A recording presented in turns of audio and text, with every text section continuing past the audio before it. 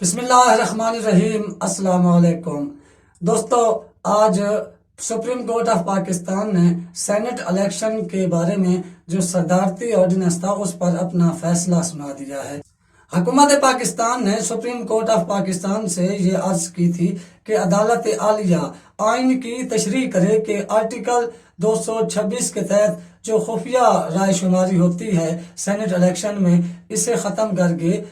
Open balloting की जाए और शो ऑफ हैंड का तरीका इस्तेमाल किया जाए, ताकि जो लोग अपना वोट बेचते हैं और अपनी पार्टी से हट कर दूसरे लोगों को वोट देते हैं उनका रास्ता रोका जा सके और हॉर्स ट्रेडिंग की हौसला शिकनी हो सके। क्योंकि 2018 में भी इमरान खान ने ये कहा था कि हमारे एमपीएस को खरीदने की कोशिश की गई है और उन्हें करोड़ों में ये बोलियां लगाई गई हैं। अब उसकी कुछ वीडियोस भी सामने आई हैं। कुछ असद कैसर और परवेज खट्टक पर भी इल्जामात लगे हैं। असद कैसर मौजूदा असेंबली के स्पीकर हैं, जबकि परवेज खट्टक वजीर दिफा है इस वक्त पाकिस्तान के। इससे पहले आप हमारे इस चैनल फैक्ट्स प्लस टीवी को सब्सक्राइब कर लें और साथ लगे घंटी के निशान को भी दबा दें, ताकि आपको हमारी आने वाली तमाम वीडियोस के नोटिफिकेशन बर वक्त पहुंचते रहें। तो इन मामलात की वजह से इमरान खान और उनकी पार्टी ये चाहती है कि लोगों के जो वोट खरीदने का अमल है उसको रोका जा सके।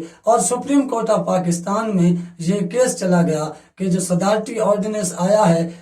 ओपन बैलेटिंग का या शो ऑफ हैंड का, उसको कालादम करार दिया जाए। और वो वकला की काउंसिल जिसने इसकी मुखालफत में आर्ग्यू किया, उसकी सरबराही साबिक चेयरमैन सेनेट मियां रजा रब्बानी कर रहे थे, जिनका ताल्लुक पाकिस्तान पीपल्स पार्टी से है और बहुत सीनियर पॉलिटिशियन, सीनियर कानूनदान हैं और मंझे हुए सियासतदान भी उन्हें करार दिया जाता है। रजा रब्बानी अपने इस वजह से शोहरत रखते हैं कि उन्होंने कभी भी किसी मार्शल लॉ को सपोर्ट नहीं किया और किसी गैर जमहूरी अमल को वो कभी सपोर्ट करने को तैयार नहीं होते। मगर इस पर उन्होंने हुकूमत पाकिस्तान की मुखालफत की वजह से ओपन बैलेटिंग की मुखालफत की और खुफिया राय शुमारी और खुफिया वोटिंग की हक में दलाल दिए और वो सुप्रीम कोर्ट में केस भी जीत गए। मगर ये क्यों जरूरी है? अभी आप हैरान रहेंगे कि यूसुफ रजा गिलानी, जिनका मुकाबला हफीज शेख से है इस्लामाबाद की नशिस्त पर, तो वो पाकिस्तान पीपल्स पार्टी की तरफ से मुंतखब वज़ीर आज़म रहे हैं 2007 से 2012 की असेंबली में। जब वो वज़ीर आज़म पाकिस्तान रहे हैं और वो मरियम नवाज साहिबा को ये जाकर कहते हैं कि कोई 10 से 12 एमएनएज हैं जो कि हमें वोट देना चाहते हैं, लेकिन उनकी शर्त ये है कि पाकिस्तान मुस्लिम लीग उन्हें आइंदा इलेक्शन में अपना पार्टी टिकट दे। ये डूब मरने का मकाम है। कम अज कम यूसुफ रजा गिलानी जैसे शख्स के लिए तो इससे बड़े शर्म की बात क्या होगी कि वो हैं पाकिस्तान पीपल्स पार्टी के उम्मीदवार और जाकर कह रहे हैं मुस्लिम लीग नून की नायब सदर मरियम नवाज से कि आप अगर इन 10 से 12 लोगों को मुस्लिम लीग नून का टिकट देने पर रजामंद हो जाएं आइंदा आने वाले जनरल इलेक्शन में, तो वो मुझे वोट देंगे। तो आप समझ लें कि किस हद तक खरीदो फरोख्त होती है वोटों की सेनेट इलेक्शन में। करोड़ों की बोलियां लगती हैं। ये जो एमएनएज हैं, एमपीएज हैं, ये अपना ईमान बेचते हैं, अपना जमीर बेचते हैं इस एक इलेक्शन के लिए। और 2018 से जो पीटीआई ने सबक सीखा था, अब वो ये चाह रहे थे कि इसको खत्म किया जाए और ओपन बैलेटिंग करके इस जमीर फरोशी और वोट बेचने की राह को बंद किया जा सके। मगर नहीं चाहती पाकिस्तान पीपल्स पार्टी और ना ही मुस्लिम लीग नून कि इसकी राह रोकी जा सके, क्योंकि उनके इसमें मफाद हैं और वो चाहते हैं कि ये सिलसिला ऐसे ही चलता रहे। क्योंकि अगर ऐसा करेंगे तो अरकान इस बात पर बाउंड हो जाएंगे कि वो उसी को वोट देंगे जो उनकी पार्टी का मुकर्रर करदा उम्मीदवार है। तो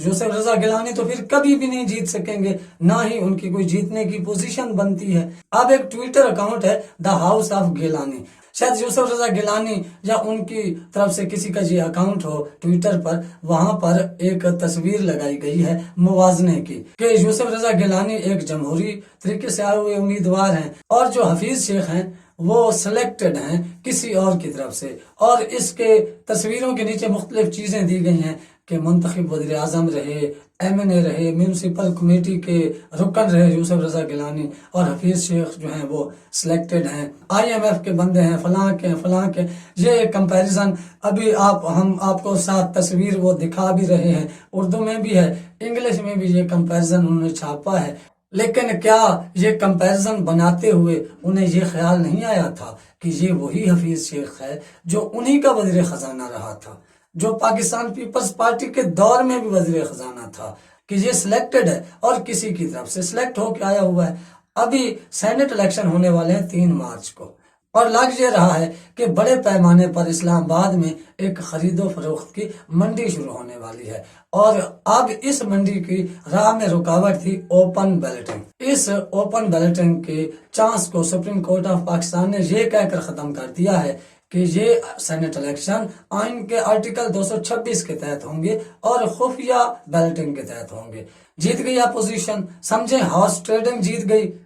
ایمان فروشی جیت گئی، کرپشن جیت گئی، لوٹ مار جیت گئی، کیونکہ سپریم کورٹ نے تو حقائق پر مبنی ہی فیصلہ دینا تھا۔ ہم سپریم کورٹ کے فیصلے کو غلط نہیں کہہ رہے، انہوں نے تو فیصلہ حقائق اور واقعات کو سامنے رکھ کر دیا ہے اور آئین میں موجود اجازت کو سامنے رکھتے ہوئے دیا ہے، کیونکہ سپریم کورٹ آف پاکستان یقیناً کوئی آئین ساز ادارہ نہیں ہے، بلکہ آئین کی تشریح کر سکتی ہے، مگر وہ خود سے آئین بنا نہیں سکتا، اس لیے انہوں نے آئین کے اندر رہ کر ہی فیصلہ دینا تھا اور انہوں نے دے دیا۔ صدارتی آرڈیننس کو کال عدم قرار نہیں دیا سپریم کورٹ نے، بلکہ یہ کہا ہے کہ آئین کی آرٹیکل 226 کے تحت الیکشن ہوں گے سینٹ کے، اور یہ ہم اپنی رائے دے رہے ہیں۔ اس کو یوسف رضا گیلانی نے بہت خوش آئند کہا ہے، اور پاکستان پیپلز پارٹی نے اسے خوش آئند کہا ہے، اسفان یار ولی نے اسے خوش آئند کہا ہے، مسلم لیگ نون نے اسے اپنی فتح قرار دیا ہے اور جمہوریت کی فتح قرار دیا ہے۔ تو کیا جمہوریت یہ ہے کہ دوسری پارٹیوں کے لوگوں کو خرید کر اپنے لیے ووٹ بناؤ؟ چھانگا مانگا کی سیاست جو 1988 سے مسلم لیگ نون نے شروع کی تھی، تو اس فیصلے پر خوشی منانے سے یہ پتہ چلتا ہے کہ مسلم لیگ نون ہی اس ملک میں ہارس ٹریڈنگ اور ارکان کی خرید و فروخت کا دھندا شروع کرنے والی پارٹی ہے۔ اسی طرح جب 2007 کی اسمبلی میں شہباز شریف وزیر اعلیٰ بنے، تو جس طرح وہ دریا خان کے حلقے سے الیکشن جیت کر وزیر اعلیٰ بنے بلا مقابلہ، وہ بھی اس حلقے کے لوگوں کو اچھی طرح معلوم ہے، یعنی پوری قوت جھونک دی، تحصیلدار، پٹواری، AC، انتظامیہ کا ہر رکن اپنے مخالف امیدواروں کو وڈرا کروانے کے لیے اب وہی کھیل کھیلنا چاہتی ہے مسلم لیگ نون سینٹ کے الیکشن میں۔ 3 مارچ سے پہلے جو سینیٹرز کی خرید و فروخت کی منڈی لگ رہی ہے، اب وہی جیتے گا جو منڈی میں سب سے بڑی بولی لگانے کے قابل ہوگا۔ آپ کوئی اور کریڈٹ عمران خان کو دیں یا نہ دیں، لیکن انہوں نے ان کو ایکسپوز ضرور کر دیا ہے، ان کی حقیقت ضرور بتا دی ہے، اور اب سینٹ الیکشن کا رزلٹ تو جو بھی آئے گا وہ تو 3 مارچ کو شام تک پتہ چلے گا، لیکن ان لوگوں کی اصلیت ابھی سے پتہ چل گئی ہے۔ یہ اب بھی چاہتے ہیں کہ لوگوں کے ووٹ خرید کر وہ سینٹ میں اپنی اکثریت بنائیں، تاکہ ان کے خلاف جو احتساب ہے وہ اور سخت نہ ہو سکے، کیونکہ سینٹ میں اقلیت کی وجہ سے حکومت وہ آئین سازی نہیں کر سکتی جو احتساب کو بہتر کرنے کے لیے وہ کرنا چاہتی ہے۔ مگر جس طرح سے عمران خان آہستہ آہستہ آگے بڑھ رہے ہیں اور بہتر سے بہتر اقدامات کر رہے ہیں، اگر وہ مہنگائی پر قابو پا لیتے ہیں اور بے روزگاری کو کنٹرول کر لیتے ہیں اور بیرونی قرضوں سے نجات حاصل کرنے میں بڑی کامیابی حاصل کر لیتے ہیں، تو آنے والے دنوں میں PMLN اور پیپلز پارٹی کی سیاست کا خاتمہ سمجھیں۔ اب تک کے لیے اتنا ہی۔ آپ اپنے گھر والوں دوستوں کا خیال رکھیے گا، اپنے اس چینل کا بھی۔ اللہ حافظ۔